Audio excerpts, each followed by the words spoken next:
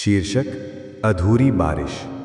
दिल्ली की एक पुरानी गली में रहने वाली अनन्या को बारिश बहुत पसंद थी। उसे लगता था कि बारिश में हर चीज़ सच बोलने लगती है, सड़कें, पेड़ और इंसान भी। उसी गली के आखिरी मकान में आरव रहता था, एक शांत स्वभाव का लड़का जो कम बोलता था, लेकिन जब बोलता तो शब्द सीधे दिल में उतर जाते।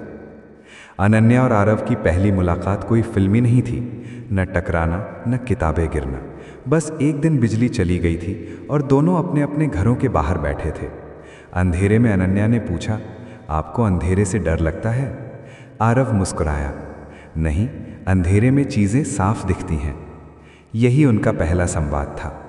उस दिन के बाद दोनों अक्सर बिजली जाने का इंतज़ार करने लगे। बातें छोटी होती पर खामोशी लंबी।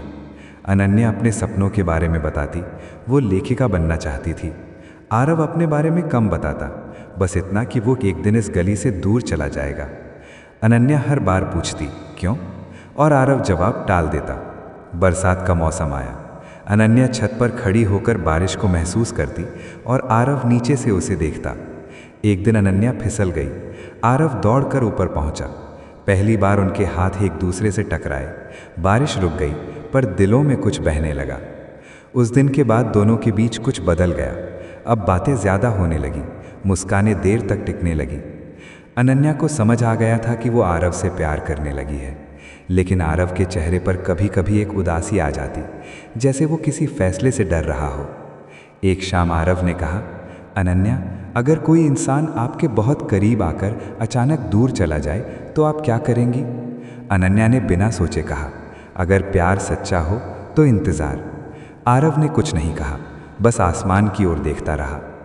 कुछ दिनों बाद आरव ने बताया कि उसे विदेश में नौकरी मिल गई है। 1 महीना बाद उसे जाना था।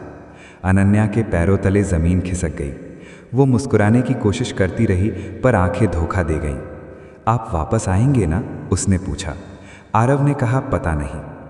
वो महीना बहुत धीरे गुजरा। हर मुलाकात आखिरी लगने लगी। आखिरी दिन बारिश हुई। अनन्या और आरव उसी छत पर खड़े थे। अनन्या ने कहा, मैं आपसे प्यार करती हूँ। आरव ने उसकी ओर देखा, आंखों में वही पुरानी सच्चाई थी। मैं भी, उसने कहा, इसीलिए जा रहा हूँ। अगर रुक गया तो अपने सपने और तुम्हें दोनों को अधूरा छोड़ दूंगा। आरव चला गया। गली वही थी, पर सब सूना लगने लगा। अनन्या ने लिखना शुरू किया। हर कहानी में एक लड़का होता जो दूर चला जाता और एक लड़की जो इंतज़ार करती। साल बीतते गए।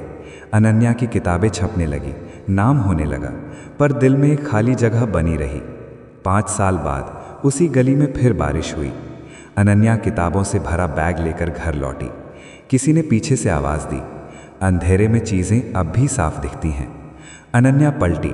सामने आरव था, थोड़ा बदला हुआ पर वही मुस्कान। इस बार रुकने आए हैं, उसने कहा। अनन्या की आंखों में आंसू थे, पर होठों पर मुस्कान। बारिश फिर से सच बोल रही थी, कुछ प्यार अधूरे होकर ही पूरे होते हैं।